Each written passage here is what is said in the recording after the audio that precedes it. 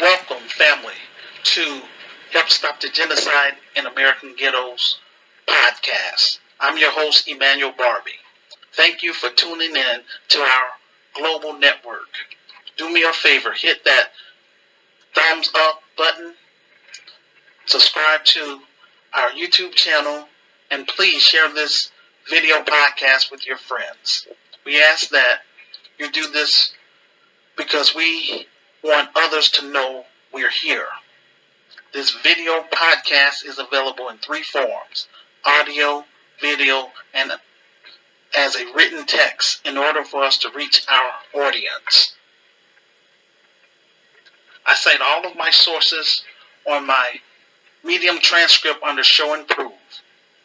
I encourage my listeners to click on the link to my current Medium transcript so that you can read my sources in real time and respond when we open up the discussion for Q&A. We're dedicated to discussing controversial issues such as the genocide which is taking place among our youth in our inner cities across the United States. We can't sugarcoat genocide. Although I have little to no support from people in my city, in Chicago, I refuse to be ignored. Purpose: to educate people, black people, African people, and others who are serious about solving black issues in America, solving African issues on the continent and throughout the diaspora, as well as to raise funds for our film project, Hood Liberator Made in Chicago, The War Against Willie Lynch Begins. I use this platform to interact with everyone on my friends list and everyone in my social groups by giving black business owners free airtime to promote their products and services. I give people in the faith community an opportunity to share the gospel of Jesus Christ, and ordinary law-abiding citizens an opportunity to share their special talents and skills to my listeners from around the globe. After the show, I offer my guest speakers an incentive by teaching them how to create their own podcasts and YouTube channel to help them earn extra revenue during COVID-19. I also assist people on my friends list with creating basic websites, finding college scholarships, grants, housing, and legal services, all for free. I want to send a special thank you to everyone who has contributed to our film project. Thank you very much. It's always good to know that we have the support from the black grassroots and the global African family. Our goal is to raise $500,000 so that I can be in a better position financially to hire a professional black production company or an African production company with quality actors. Without support from the black grassroots and the global African family, I am unable to do my job. Non-black sympathizers, you are welcome to join us and to patronize us, but it's black people's responsibility to build it and to own it. I'm calling on all of my Christian group members in Light of the World Inspirational Group and Christian Spoken Word Network to pray that God would connect me with people who have the means to support our film project. Pray that my revised book would get on the bestsellers list. Pray that the Spirit of God would allow our film project to get fully funded and made in Jesus Yahshua's name. I am encouraging all of my group members to do what you can to help us reach our goal so that we can move from behind a computer, starting with getting our story on the big screen and getting our Christian business up and running in Chicago. It's my hope that the Lord would connect me with people who have the means to support our film project. I am doing all I can on my part to get our urban Christian film fully funded and made. Please continue to pray over my film project that the Lord would bless me to get this film fully funded and made so that I can move to the next level.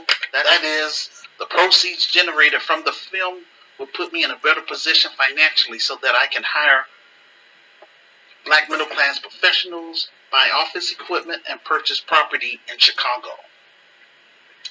It's my hope that Gurkai of Chicago will become a franchise just like McDonald's and spread to other cities within America. Through the business, we will launch African and Caribbean tours. We want to visit at least 10 African nations in order to form an alliance with our brothers and sisters on the continent so that we can do international trade among our people. We will set up the business in South Africa.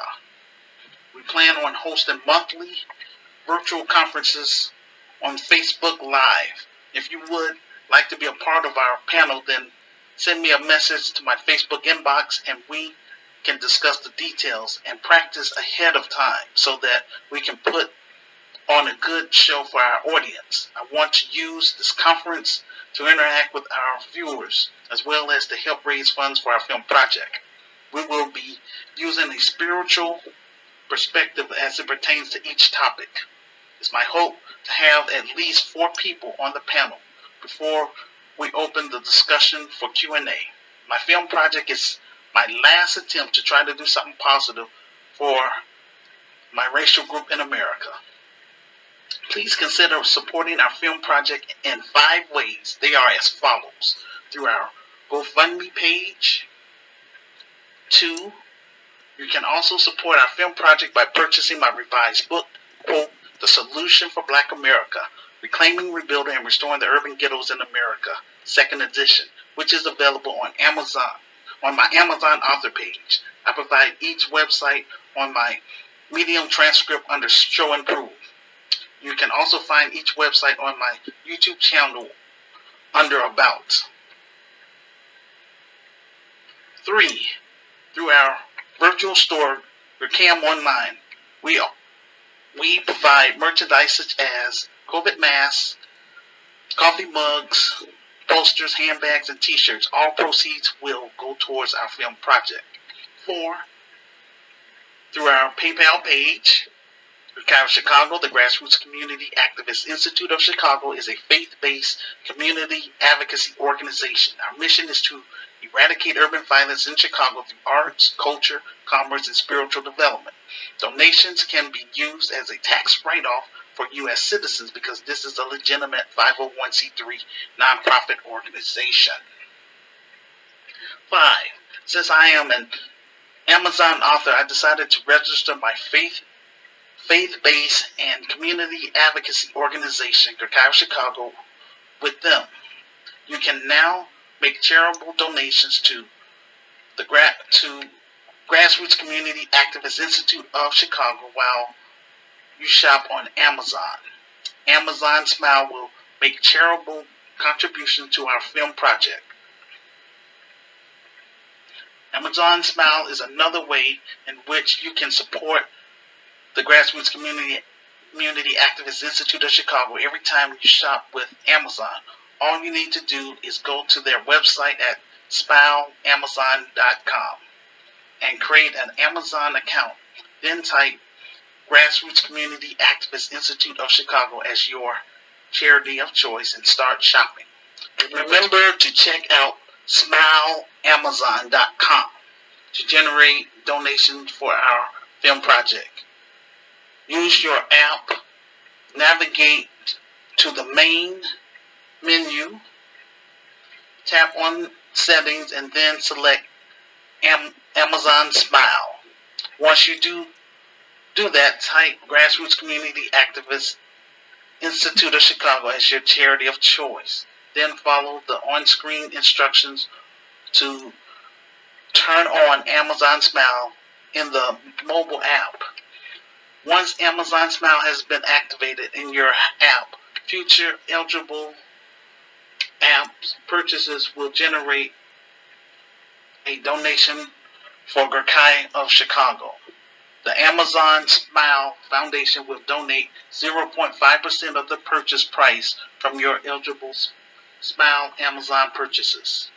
If you are unable to participate on the show, no worries. When you have a moment, please watch our latest video podcast or listen to our audio podcast and leave a public comment in the comment section on my YouTube page and on my Facebook page about the topic. Most of all, please share my information with your friends. This will help get the ball rolling. Instruction on how to participate on the show. First, watch my video podcast. This is called Side A.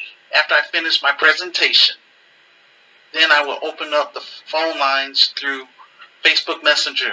This is called Side B. You can interact with me in real time, either by voice call by clicking on the phone icon or by video call by clicking on the camera icon. Today's topic of discussion is as follows. Decoding my revised book. Democrats bring bill to force black people to vote or pay civic penalty. Black Americans are living as fourth-class citizens beyond Twitter, and Building Back Better has failed. Our first topic, decoding my revised book. The grassroots community activist movement will take the lead in improving the black community and strengthening the black family starting in Chicago if given a chance. 30 years of rejection by established black organizations in Chicago and online has not stopped me from going forth. I wrote my vision and made it plain in my revised book, quote, The Solution for Black America, Reclaiming, Rebuilding, and Restoring the Urban Ghettos in America, 2nd edition. My revised book has been on Amazon now for 10 years, and yet it is barely selling. My revised book is the foundation of my Christian business, the Grassroots Community Activist Institute of Chicago. Reclaiming the black community. We want community safety is our biggest concern. Rebuilding our economy and supporting our children by creating a safe space for them to play and enjoy life. Rebuilding our black businesses.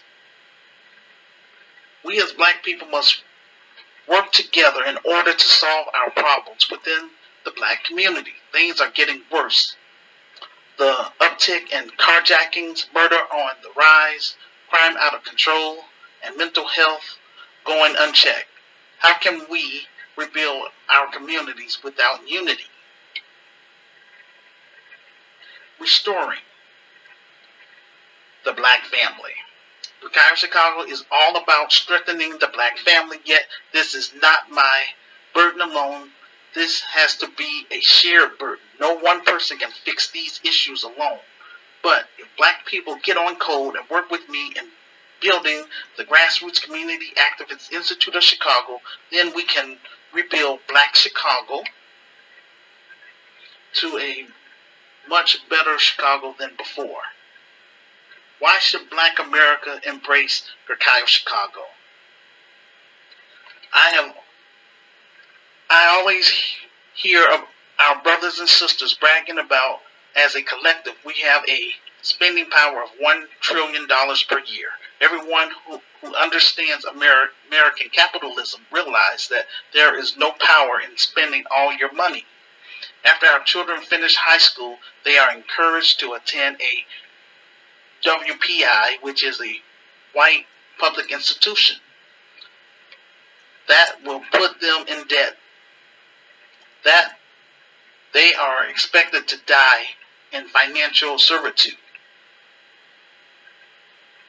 Universities are getting rich from the trillions of black dollars every generation, while our best and brightest go into debt learning how to become better employees. After college, the most educated black people are then sent into the workforce with almost no ability or understanding of how to start their own business. In other words, they are completely incapable of creating a job, but highly capable of searching for one. After finding a job with modest pay, but not enough pay to get out of debt, our young people spend their entire lives working for a white-owned corporation until they die. All the while, many of them are paying rent to a wealthy landlord while consuming products from trillion-dollar corporations. In this entire process, black people are the economic mules of America. The landlords becomes the wealth from the rent we pay because we never infuse the cultural values necessary to become landowners. The corporate shareholders leave wealth for their children from the profits earned off consumers' products sold to black people. The corporations also get rich from the labor being provided by black people who were taught that the best way to economic success is to find a job. Let me be clear, there's nothing wrong about having a job, going to college, or buying consumer products. The problem is that the job should not be your only source of income. When you own nothing and work for someone else, you are efficiently a piece of property to be used in any way that the owner sees fit. And that's not cool. In order for us to reclaim our power in America, we are going to have to change our culture, change our habits, and play a direct role in the education of our children. I can't build Grassroots of Chicago by myself. I need brave and smart black people to be on my management team. Without support from the black grassroots and the global African family, I am unable to do my job. Once we are able to get this film project fully funded and made, then I will turn the business over to qualified black middle class professionals while I expand the business in South Africa. I will also lead by example by applying for dual citizenship. Ghettos of Chicago is about reconnecting the diaspora with continental Africans so that we can do international trade among ourselves, learn about each other's culture, and begin solving our social problems on a local level and on a global level. This is what I want to be remembered for. I am not interested in running for public office to help improve the current system. I am here to create a new system that will help solve black people's problems, African people's problems, Caribbean people's problems, and Brazilian people's problems. In this organization, we will separate ourselves from off-code Negroes, active gang members, pedophiles, rapists, and urban terrorists. When slavery ended, our ancestors left those plantations, and backstabbers and massa pleasers followed behind them. Chicago will raise the bar in Black America. Since Black America has rejected my vision and plan for the past 30 years, this organization will be membership-based. Once this film project is fully funded and made, the proceeds from the film will go towards me purchasing property in Chicago, buying office equipment, and hiring qualified black middle class professionals in order to make this organization effective and successful for years to come. We will hold mandatory orientations. Everyone will be screened and must sign our community pledge. We will also require our members' thumbprint so that we can keep tabs on who is doing what within the organization. Everyone must contribute something to this organization. No freeloaders. Once I start making money, mark my words, everyone in Chicago will want to be a part of this organization. Not so. I have 30 years of rejection, which is a thorn in my flesh. We will declare war against this Willie Lynch mentality within black society. I promise none of my members will never have to endure such foolishness just for wanting to do something positive in the black community like I did. I have people on my Facebook friends list who knows how to make documentaries, yet they refuse to come forth and work with me.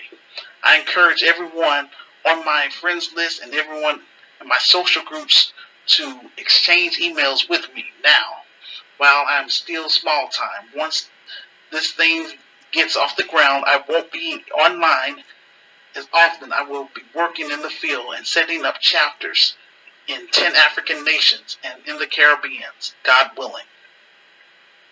Mission: to eradicate urban violence in Chicago through art, culture, commerce, and spiritual development. Also to launch African tours, Caribbean tours, in order to reconnect with the global Black family. We want our students to think and act with empathy, courage, and clarity as responsible citizens and leaders in a global community. We will offer core curriculum that fosters creativity, innovation, critical thinking, and problem solving. Vision: to develop the next generation of innovators, leaders, and problem solvers by tapping into their creative genius. Because Chicago will be a multi-purpose facility. Our programs and services will range from art therapy, child daycare / adult daycare, community advocacy, fitness center, entrepreneurship, grief groups, filmmaking, networking groups, music programs, nutrition, spiritual development, stress management, visual arts, youth services, workshops / seminars. Responsibility and collaboration. Ohio Chicago will be a privilege that carries responsibility and accountability. We call on all to participate with self-discipline, independence of mind, and a collaborative spirit in keeping with the mission, values, and visions of this institution. We expect each of us to come prepared to learn and support progressive approach to education, human development, and community life. Our purpose is to inspire all to apply their skills, thoughts, and values to make our institution and our community a safe place to be. Character and citizenship. Ohio Chicago will encourage our members and students to exercise personal and civic power by connecting reflection with action, research with creativity, wisdom with innovation, deeds with consequences, and character with citizenship. In these ways, Ohio Chicago, as a progressive institution dedicated to the personal growth and development. Please leave a public comment on my Facebook page or on my YouTube page about the topic. Most of all, please share this podcast with your friends. This will help get the ball rolling. Our second topic: Democrats bring bill to force Black people to vote or pay civic penalty.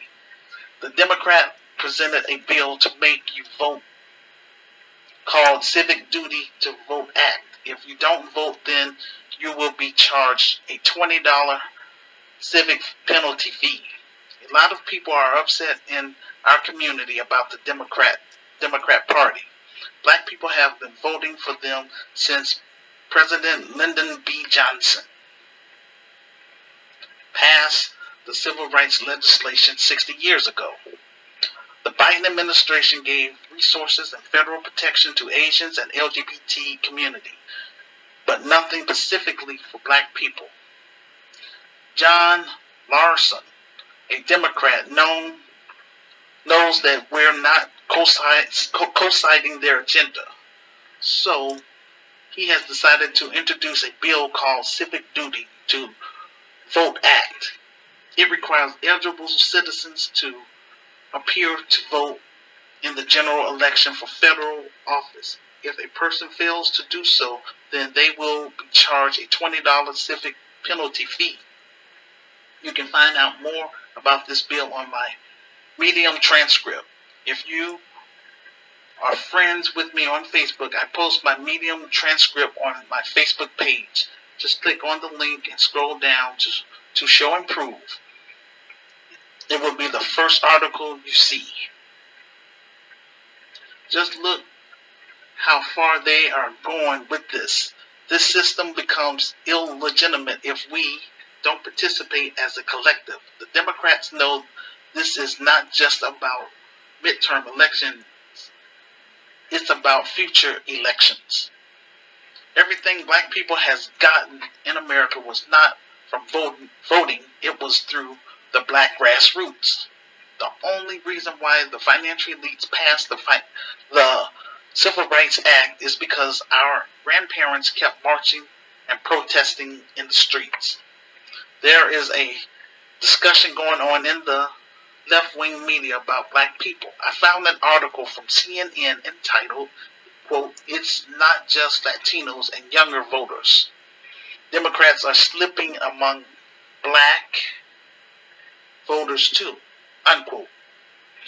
I'm not going to read the entire article. I provide the article on my Medium transcript under Show and Prove. Basically, what the article was saying is that black people form the core of the Democratic Party.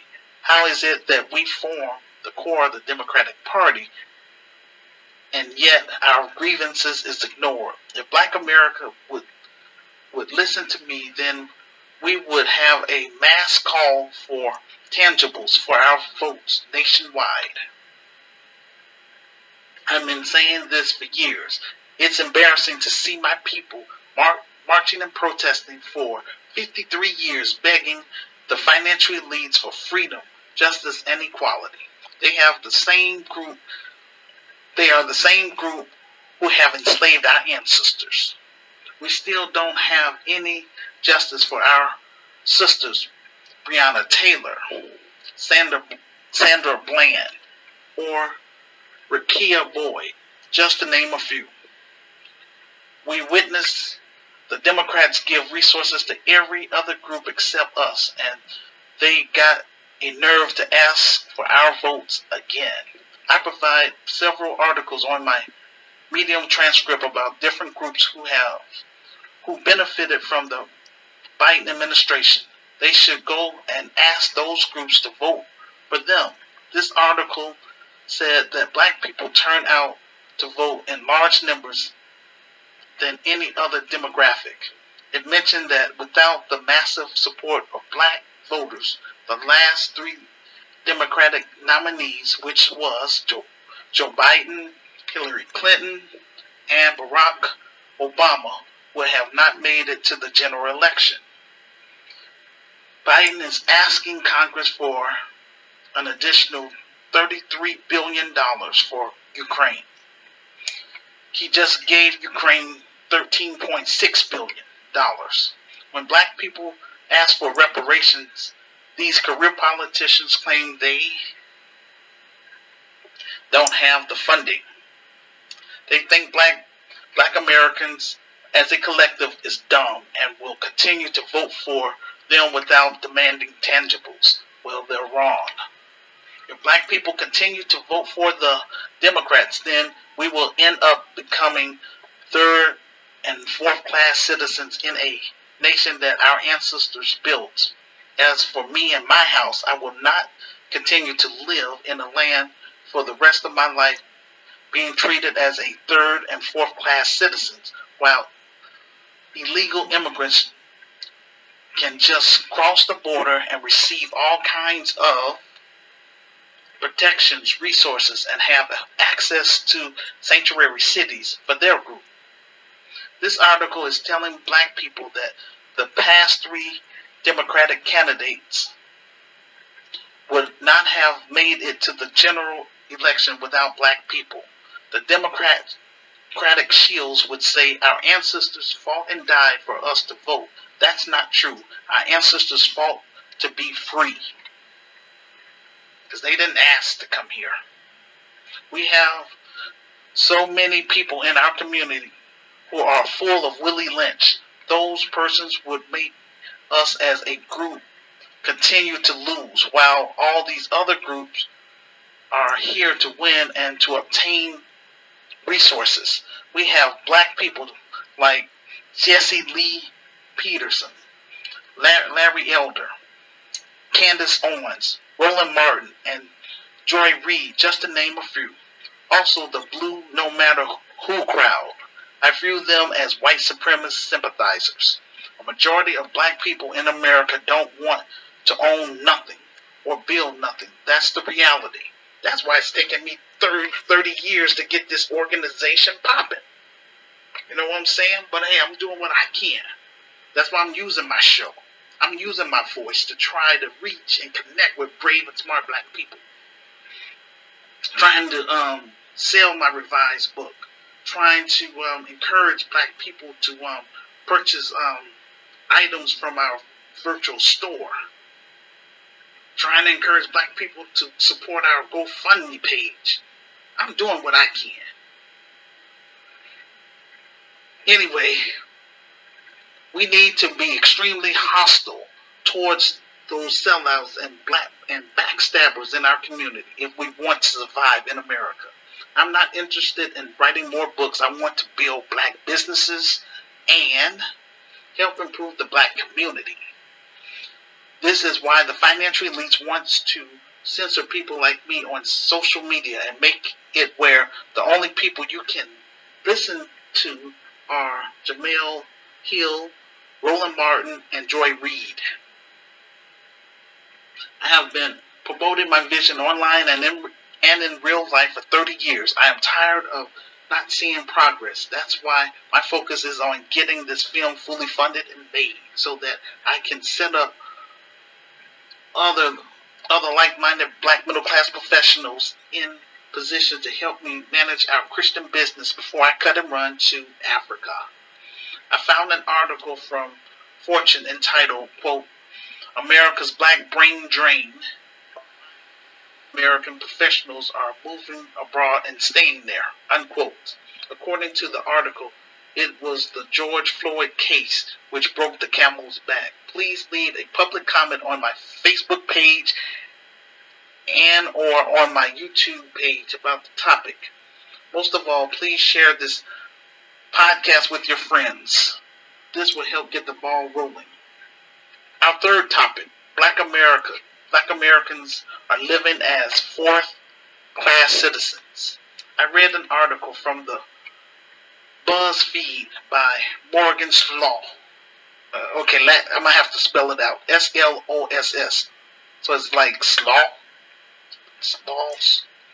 Entitled, quote, Black people are sharing the rules they follow that most white people don't even know about. And this is so important, unquote. I encourage my listeners to read the whole article. I just going to touch on a few points. Okay, so it says from this article, number one, no matter how angry you get, you try and remain calm. If you raise your voice even a little, regardless of what you say or how you say it, you are instantly labeled as angry, quote, angry black woman, unquote, and judged wrongly, even when you're right, unquote. The Karens and Beckys of the world can raise their voice and have a temper tantrum, but no one labeled them as angry. So right there, that's not cool. But that's how it is here in America. Okay, number three, it says, as a black man, my father taught me when being pulled over by the police to pull your insurance and registration out of the glove box and keep it ready on your seat. That way, you do not have to reach in the glove box when the police are at your window.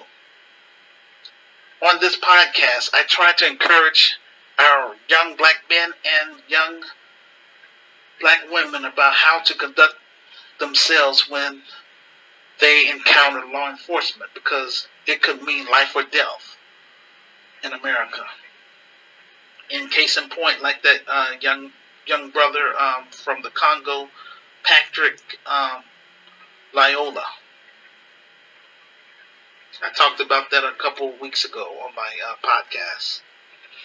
Number 6, I'm from Louisiana, where they still have sundown towns. Avoid them at all costs, but if you have to pass through at night, make sure you have a full tank of gas so that you don't have to stop. Nobody wants to talk about our reality in America. What kind of life are we really living? This reminds me of the black codes from my history books. This is why I don't have much support, because I try to keep it 100 and encourage my people to look outside of America, to keep our options open. But many blacks, including my own family, just ain't trying to hear that. They want to continue fighting instead of working with me to pull our resources and turn around our situation in America. If we form an alliance with our global African family, then we can get somewhere. I'm just saying. Number 7. This is what it says, quote, I am a black woman, relatively new to my mostly white neighbors. When I take a walk for exercise, I always walk in the middle of the street, not too close to houses on either side. I wear reflective gear and avoid staring too closely at any of the houses. I often think of Ahmaud Arbery when I'm walking.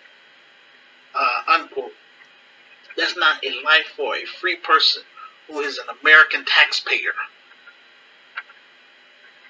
I mean, it seems like we're, like under the illusion of being free. You have to do your research live in places where there are equal amount of black people. Otherwise, you are setting yourself up to be attacked by racist people. These are the 21 black codes that black Americans must live by in order to survive in America. This stuff is ingrained into American society because the financial elite controls the system. And like it or not, black America, the United States of America was built on white supremacy. That's just how it is. That's why in the Constitution they only see us as 3/4 human. It's neither 3/4 or 3/5. But either way it goes, that's just how it is. Please leave a public comment on my Facebook page and or on my YouTube page about the topic. Most of all, please share this podcast with your friends. This will help get the ball rolling. Our 4th topic, beyond Twitter. Elon Musk is a Afrikaner from South Africa. He is being sued for allegedly silencing thousands of black employees who complain about racism in his company. His family is from the Netherlands. He ended up buying Twitter for $44 billion. From what I have been reading, the way this came about was that Elon Musk started complaining about how Twitter content moderation didn't give people free speech, so he bought 9% of Twitter stock in order to have the most shares of the company. He got investors to back him to buy Twitter. Long story short, Twitter sold the company to him. The left-wing media could not stop talking about this story. When it comes to these Silicon Valley companies like your Googles, Apples, and Facebooks, they are controlled by the left-wing media. I explained to my group member it does not matter if it's left-wing, which is Democrats, or right-wing, which is Republicans. At the end of the day, it's about promoting a white supremacy agenda. There's a column from the LA Times entitled, quote, with Elon Musk in charge. It's the beginning of the end for Black Twitter, unquote. The woman who wrote this piece, her name is Erica D. Smith, a black woman and a Democratic shield. Just go to her Twitter page and you will see her LGBT flag. Barack Obama opened up that Pandora's box by making gay marriage legal. Then it went to bathroom rights. Now it's transgender. They are trying to take over women's sports. People call me names saying I was a hater or I was homophobic. They can call you names, but they can't debate the facts. What's coming down the pipeline is pedos are going to say they they have a sexual orientation too, and they are being discriminated in society. America is going down. Stuff like this is what caused the downfall of Sodom and Gomorrah, um, destroyed. In the article, she was talking about how Twitter is the digital town square where public opinion matters. Then she said, consider this the beginning of the end of Black Twitter. If all of your so-called activism is on Twitter and you can't translate that into real life events, then you can't really make an impact. The internet is the beginning. The internet in the beginning was only for college students, but down the road they opened it up to the general public for everyone. Erica Smith said Black Twitter gave us hashtags that turned into movements like Black Lives Matter and I Can't Breathe, have become rattling cries for hundreds of thousands of protesters after the 2020 murder of George Floyd. This lady is trying to stir up black people. These Democratic shields are just upset because they want to have a monopoly on social media. A lot of black people like me have our pages taken down for pointing out racism. Black Twitter is a bunch of black people typing behind a hashtag. Those of you who don't know me, I'm not in favor of left wing or right wing. I'm in favor of the black grassroots and the global African family. When I hear about Elon Musk flexing his financial muscle to buy Twitter, that does not faze me. Over here, what we focus on is solving black issues, African issues, Caribbean issues, and Brazilian issues. We talk with the people, not down to the people. I've been doing this for 30 years. My message stays the same and hasn't changed. I only debate my equals. All others I teach. Now I am taking our story to the big screen in order to reach the masses. Anyone who says that I'm fake is a bald-faced lie and the truth is not in them. Since Biden is unable to convince people to go along with his plan for America, he has decided to create a disinformation governance board. All of this because one man bought Twitter, and now the Democrats are running scared. The Democrats have access to all these cable networks which promote their views. I read an article from CBS entitled, quote, Disinformation Governance Board to tackle spread of misinformation in U.S. focusing on Russia and U.S. Mexico border, unquote. I am not going to read the entire article. I provide the article on my Medium page or my Medium transcript. From what I gather from this article, the Biden administration is telling us they want to debunk disinformation. This administration is allowing illegal immigrants to cross the southern border. The government is supposed to enforce the law of the land, yet Latinos has been given a pass and granted immunity from the law under this administration. The new Black Voices of Media is not sharing disinformation. We're sharing the facts coming out of mainstream media and history books. If the mainstream media can prove we are wrong, then the government wouldn't have to create a disinformation governance board to silence people. They would just present the facts. Please leave a public comment on my Facebook page and on my YouTube page about the topic. Most of all, please share this podcast with your friends. This will help get the ball rolling. Our fifth topic, building back better, has failed. The midterms are getting closer and the Democrats are getting desperate, giving black people fake symbolism and using diversions is not working. I found an article from CNN entitled, quote, After Build Back.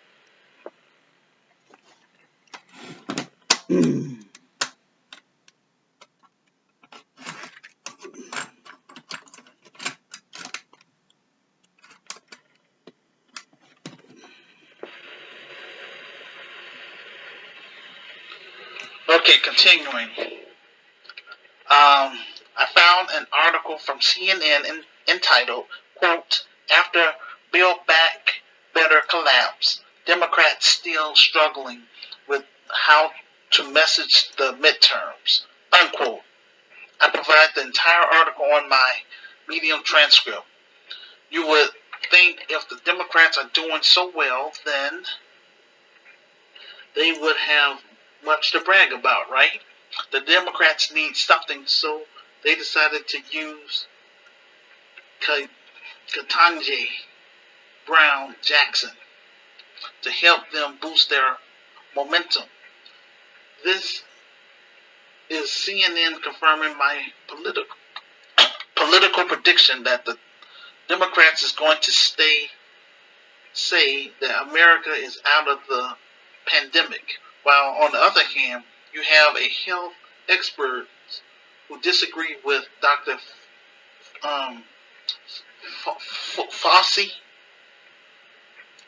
According to the article from Politico entitled, quote, Doctors disagree all the time. Drags Fauci fuel into the open. Sounds like disinformation to me. They have not said anything to galvanize the black grassroots. My next example is an indication of where things are politically in America. I found an article from the LA Times entitled, quote, Endorsement Karen Bass for Los Angeles Mayor, unquote. The LA Times decided to endorse Karen Bass for Los Angeles Mayor. Since she is backed by the financial elites, that means she won't do anything for black people. I would not read the entire article. If you like, you can. I provide the article on my Medium transcript.